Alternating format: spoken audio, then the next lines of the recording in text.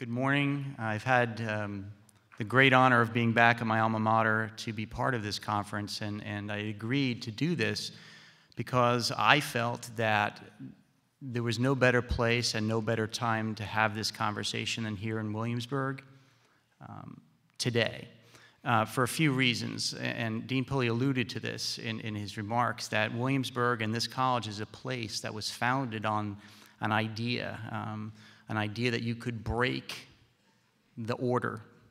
You could change the status quo. You could be inspired by new ideas and technologies to envision and actualize a different future in the world.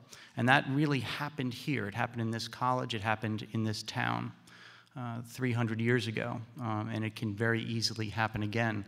I was impressed to meet a lot of you this morning and last night, and to find out the eclectic backgrounds of all of you. And that goes to show you what I meant about the right time. That this generation in particular, the people being groomed at William & Mary today, have a different view of the world than perhaps even 10 or 15 or 20 years ago, certainly throughout the 20th century, when the world was perceived with walls and blocks and borders. That has given way to a whole new way of interpreting the world as an interactive, collaborative network.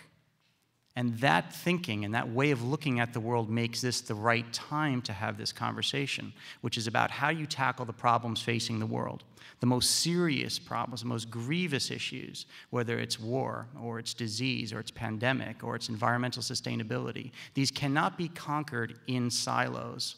This is the great lesson of what Stan Litak told us last night, that the idea of specialization must give way to a new way of thinking about challenges, that if collaboration is the new model, it also gives us a better clarity on what we mean by social entrepreneurship. I think there's some debate about what this word and this phrase actually means, that it's not simply a company that can execute corporate, this idea of corporate social responsibility. It's not a perfect description of what we're talking about social entrepreneurship. An individual can be socially entrepreneurial.